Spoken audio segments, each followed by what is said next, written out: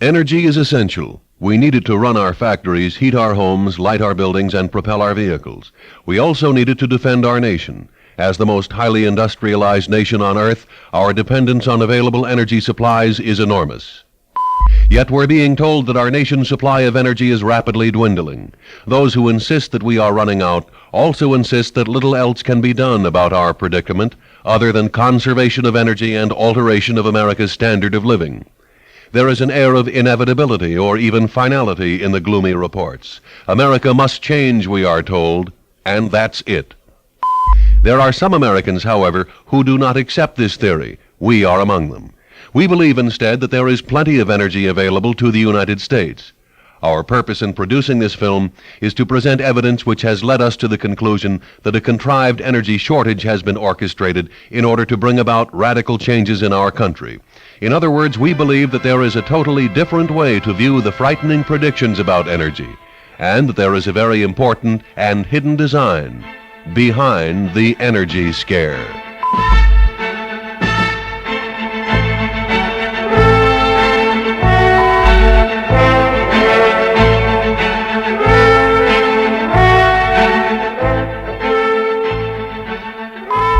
Remember the 1973-1974 energy crisis? Lines at gasoline pumps, turned down thermostats, no Christmas lights, the Arab oil embargo. It all seems so long ago.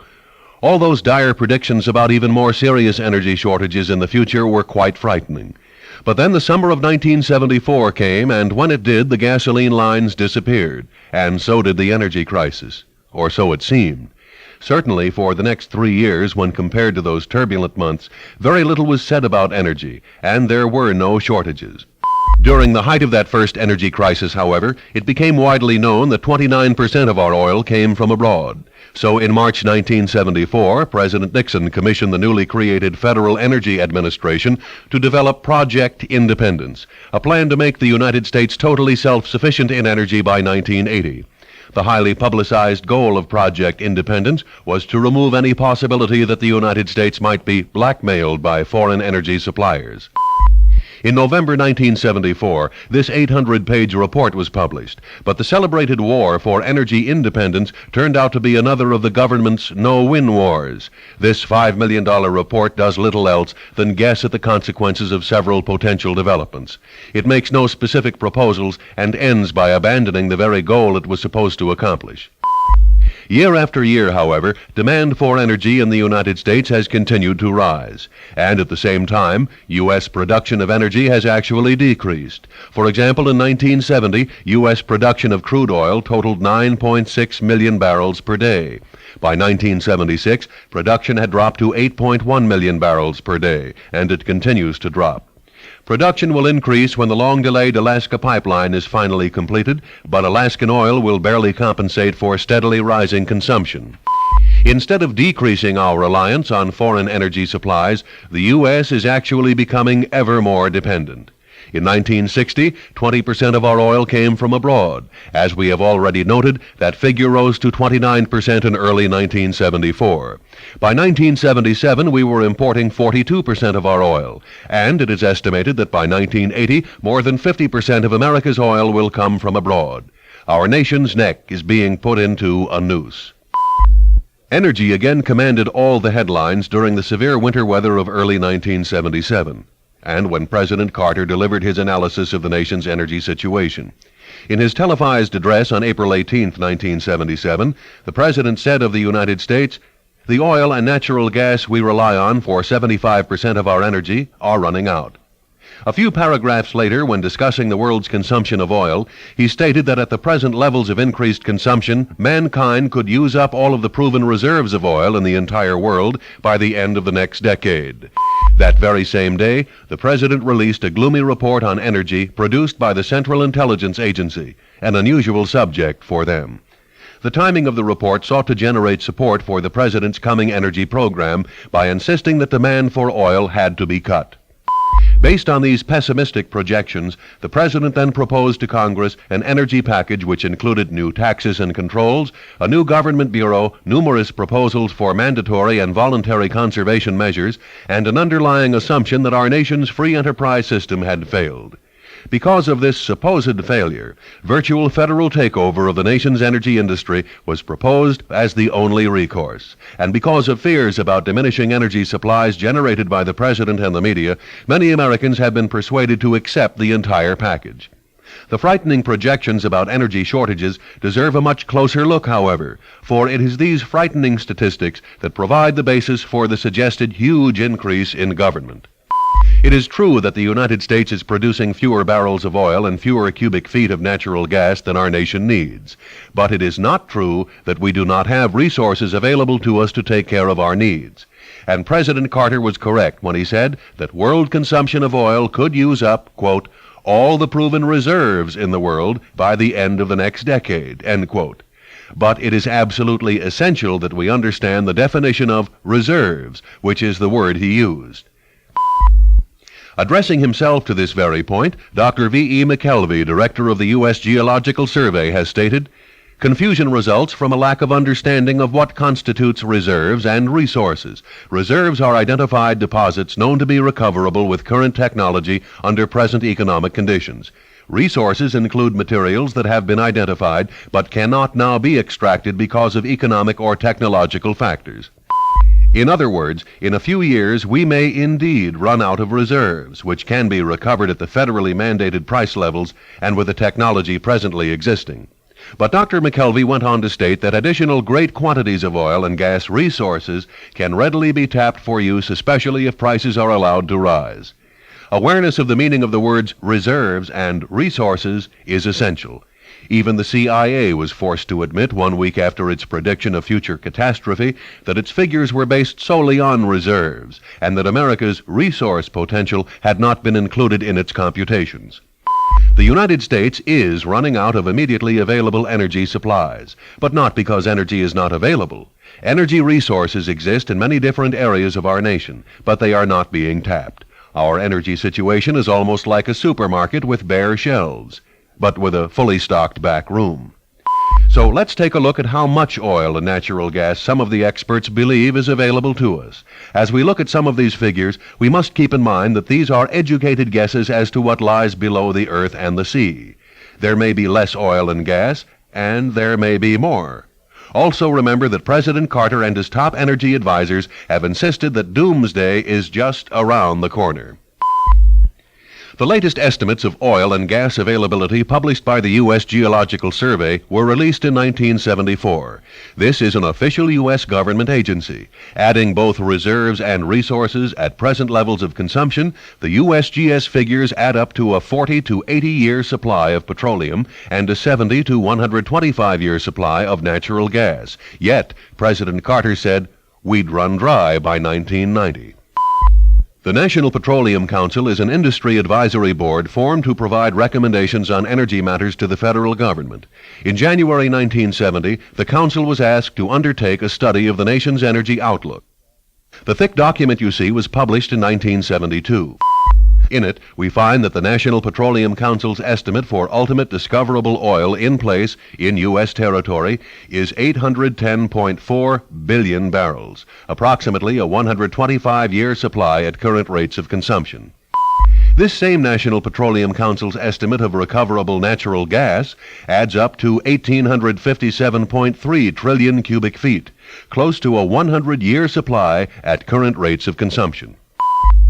Estimates from other authorities are even higher than these. For instance, the American Gas Association represents the gas producers in our nation. Just a few weeks prior to President Carter's energy message in April 1977, AGA specialists presented their estimates and their recommendations about energy, as given in this 52-page report, to James Schlesinger, President Carter's energy advisor, and to members of Mr. Schlesinger's staff. The AGA reported that proven reserves amounted only to an 11-year supply, but that recoverable resources from conventional sources amounted to an additional 35 to 65-year supply. These industry specialists then estimated that vast resources from unconventional sources could become available in the near future.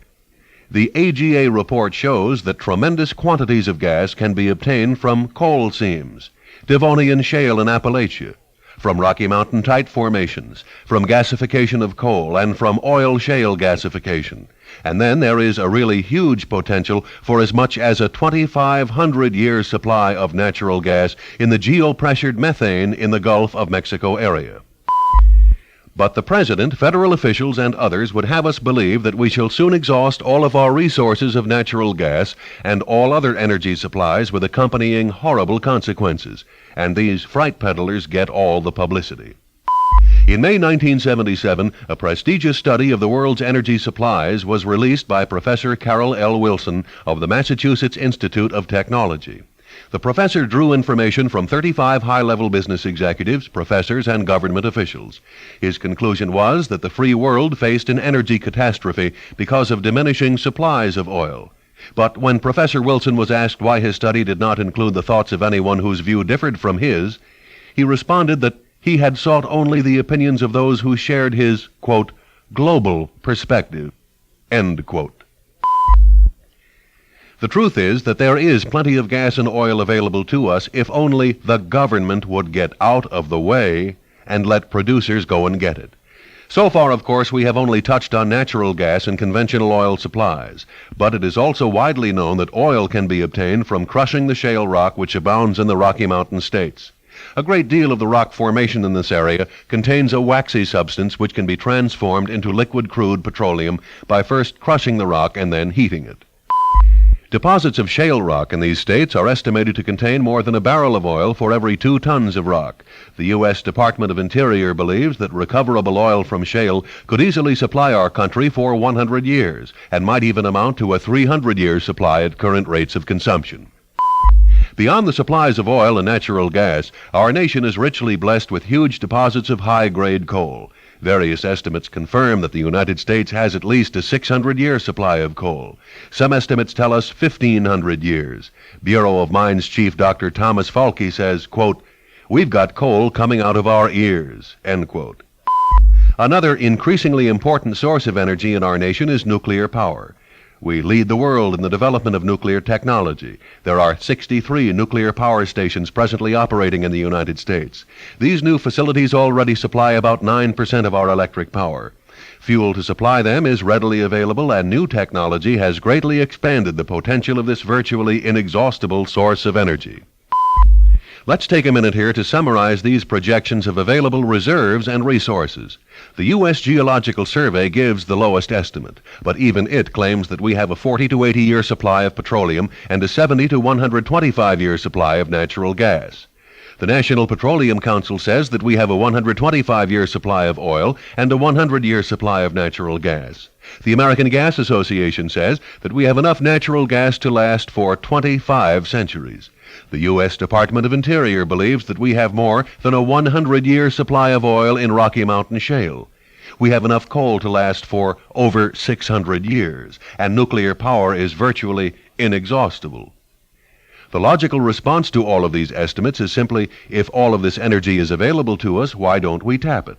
What's all this fuss about an energy crisis? The answer is that the federal government is holding back production. This is the same federal government that is trying to convince us that we are rapidly running out of energy supplies. Everywhere one turns, the heavy hand of federal power is hindering those who are trying to produce energy. One of the deadliest of the government's policies involves price controls on natural gas. In 1954, the Supreme Court ruled that the Federal Power Commission had the authority to regulate the price of natural gas at the wellhead if it was sold interstate. And so the FPC clamped a price ceiling on all natural gas produced for shipment from one state to another. It could not establish a price ceiling on gas which would be sold intrastate, that is to say within the state, because the Constitution has not yet been stretched that far.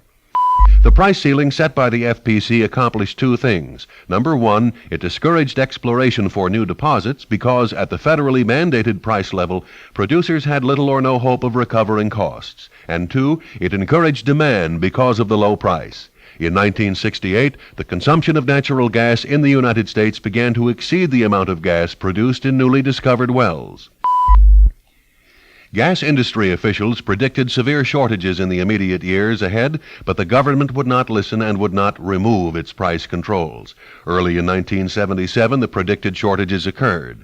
During those severe winter months, the Midwest became the scene of closed factories, empty schools, and bare offices, all because natural gas was in short supply.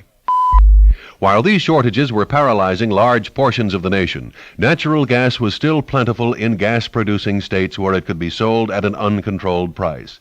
If the Federal Power Commission would abolish its price controls on all natural gas, there would soon be an abundance for everyone. Obviously, the price will go up if controls are removed. But as supplies increase, because there is now an incentive to produce, and because technology continues to develop, even that price would inevitably come down. After suffering through a spell without vitally needed natural gas, Midwesterners are now painfully aware that gas at a somewhat higher free market price is far superior than no gas at an artificially low price. President Carter's energy program took note of these natural gas price controls. But instead of asking Congress to remove all price controls, the president's program called for the extension of government's authority so that it could fix prices over intrastate sales of natural gas as well. If this recommendation is enacted, Texas and other gas-producing states will inevitably face the same shortages which plagued Ohio, Indiana, and Pennsylvania during the winter of 1977. The president's program amounts to forcing everyone to share the shortage instead of allowing everyone to share the natural gas. There are federal price controls on oil also. As this presentation is being produced, domestically produced oil from an old oil well can be priced no higher than $5.17 a barrel. Oil from a new well can be sold for $10.95 a barrel. Oil from stripper wells, those which are supposedly running dry, can be sold for whatever price can be obtained as long as they produce less than 10 barrels per day. This regulation holds down production all by itself, for if the well produces more than 10 barrels in a day, the price that can be obtained for the oil is cut in half. Meanwhile, Americans are paying as much as $14 per barrel for oil from Libya. While all this is going on, the government claims to be providing incentives to produce more oil here at home. But it is doing exactly the opposite. Consider this. Government bureaucrats claim that they have provided a brand new stimulus to oil producers by establishing an entirely new classification of oil wells whose oil may be sold at whatever price can be obtained. But since there already is a classification of oil wells called new, this additional classification is actually called new. New oil wells are supposed to be 5 miles away from any existing new or old wells. But this definition ignores the fact that some truly new wells are merely deeper, not further away. So then the bureaucrats redefined new as at least 2.5 miles from or at least 1,000 feet deeper than an existing well. Knowledgeable oilmen know that 95% of newly producing oil wells are within those limits. Had this definition been in existence years ago, many of the nation's new oil wells would never have been sunk. Obviously, these price controls and bureaucratic definitions will only hold back oil production in the future. When discussing the various ways that the government is causing a shortage of energy, we certainly cannot overlook the Environmental Protection Agency. Created by a presidential executive order in 1970, the EPA has rapidly become a bureaucratic monster. In 1974, New York University's Professor Irving Kristol, who is certainly no conservative, noted with dismay, "If the EPA's conception of its mission is permitted to stand, it will be the single most powerful branch of government, having far greater direct control over our individual lives than Congress or the executive or state and local government." The kind of power Professor Kristol is referring to has dramatically worsened our nation's energy situation in several ways. The EPA is forcing the steel industry to waste great quantities of energy to satisfy highly questionable pollution requirements. Also, electric power producers have been required to install expensive smoke control equipment that uses up enormous amounts of additional power. Other corporations have complained that the EPA requires them to remove 99.8% of particulates from smokestack emissions, when the removal of 98% would eat up only 1/4 as much power. In other words, EPA insists on a minuscule improvement in the cleanliness of smokestack emissions, which costs 4 times as much energy. Nor should we overlook EPA-required emission controls on automobiles. These unwanted and questionably effective contraptions have reduced engine efficiency by as much as 14%, and in the process have forced the consumption of at least an additional 5 billion gallons of gasoline each year. Federal courts, edicts, and agencies, mostly in the name of overprotecting birds, fish, air, and water, have tremendously impeded the workings of the free enterprise system. How much federal interference must the petroleum industry contend with? Frank Eckhart, president of the American Petroleum Institute, knows of, quote, 80 federal agencies, departments, bureaus, and regulatory commissions, each of which can block energy production, end quote. And a shortage of energy is only one result. These same government obstructions have caused production slowdowns in every industry. The federal government's heavy hand becomes even more obvious when attention is directed to the possibility of obtaining oil and natural gas from the outer continental shelf. Ships with seismic equipment began searching areas off the east coast of the United States in 1967. What did they find? They found that there's oil and natural gas out there under the sea. Plenty of it.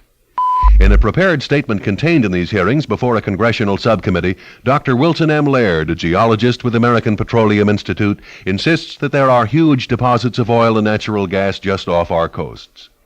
But he points out that the federal government is dragging its feet in selling leases to those who want to explore for oil and gas. And he also states that the government has only leased 3% of the nation's entire outer continental shelf for drilling purposes.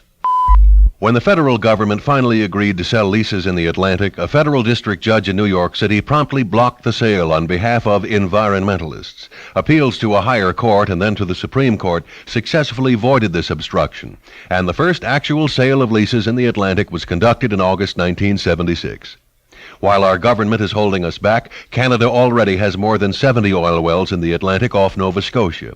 The United States does not yet have a single oil well on the entire Atlantic continental shelf.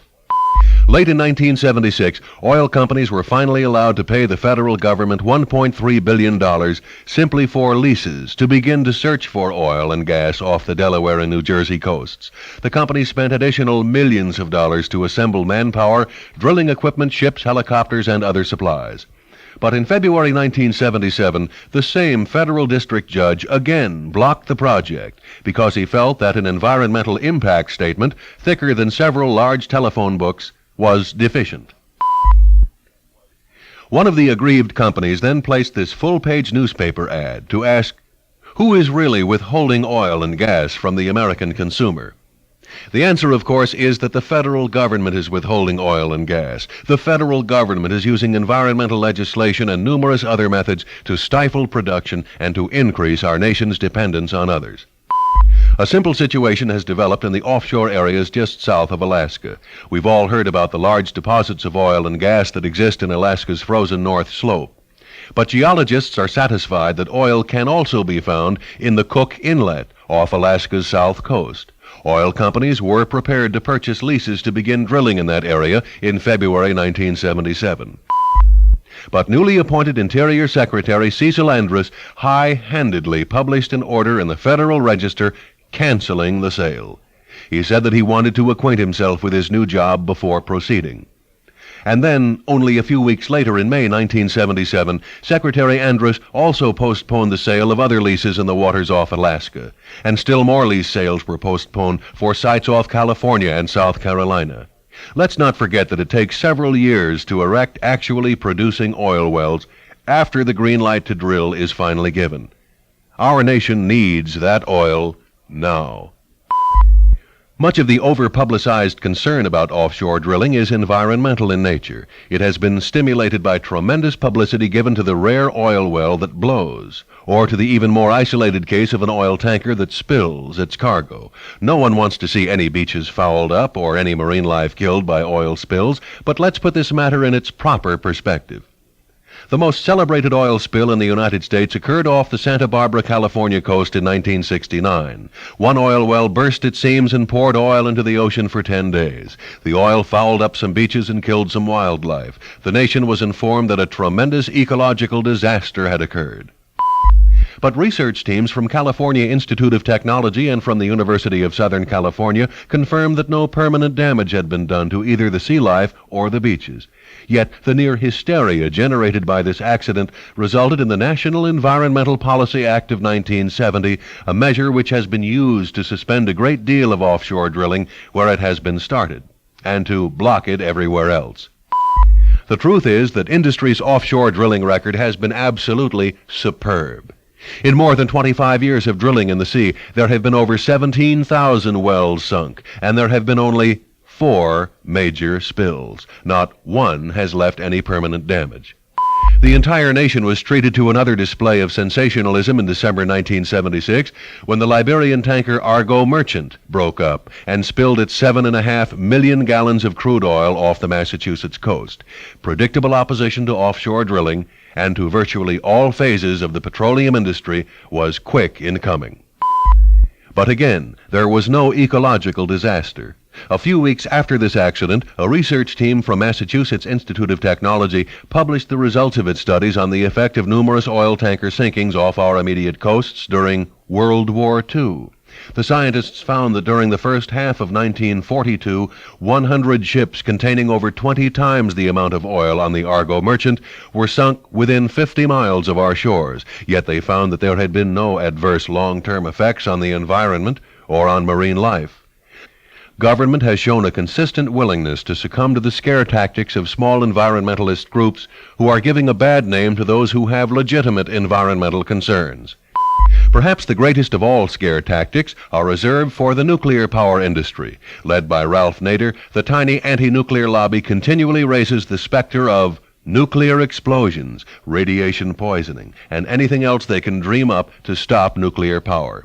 Supported in their efforts by the media and by grants from large foundations, and helped by unnecessary federal agencies like EPA, this small but noisy minority ignores the fact that nuclear power is actually a safer and cheaper method of generating electricity than any coal or oil-fired plant.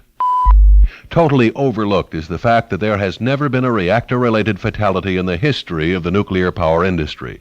Right now, over 50% of the electricity in the state of Connecticut is generated by nuclear power plants, and its cost is only 1/3 the cost of electricity generated by oil-fired plants.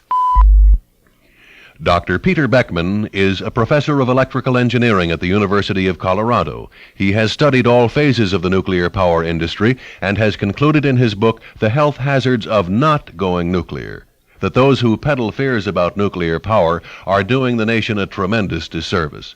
The truth is that there is no more chance of having a nuclear explosion at an atomic power plant than there is of having one in a pizza parlor. Dr. Beckman points out that any human being, Ralph Nader for instance, will be subjected to more radioactivity during a cross-country jet flight than he would get from living a lifetime in the shadow of a nuclear power plant. Yet Ralph Nader has actually encouraged the willful destruction of nuclear power plants. He has stated, "What are you going to do? Wait until radioactivity is all over the place? Shouldn't you destroy property before it destroys you? If any nuclear power plant is sabotaged, Ralph Nader ought to be arrested." There is hardly any aspect of the so-called energy crisis that is not full of misinformation and falsehoods. The United States can indeed be self-sufficient in energy. Free enterprise can and will produce oil and natural gas and coal and nuclear power. Left alone, American ingenuity will also develop other sources of energy, such as solar power and energy from geothermal sources, even from sources that we cannot yet foresee. But increased energy production and eventual self-sufficiency will only be possible if government gets out of the way. Nothing else is needed. The energy crisis is as phony as a $9 bill, and our leaders are proposing solutions that will only make it worse and will bring our nation to its knees. Right now, England is heading toward total self-sufficiency in energy by 1980. Her rapidly improving energy situation is totally due to the tremendous production of oil and gas from wells in the North Sea. American technology, capital, equipment, and personnel have contributed immensely to this glowing success story. Why won't our government get out of the way and let this story be duplicated here? Japan is the most nuclear safety-conscious nation on Earth, yet the Japanese have just begun to use plutonium for nuclear power generation in what is called a breeder reactor.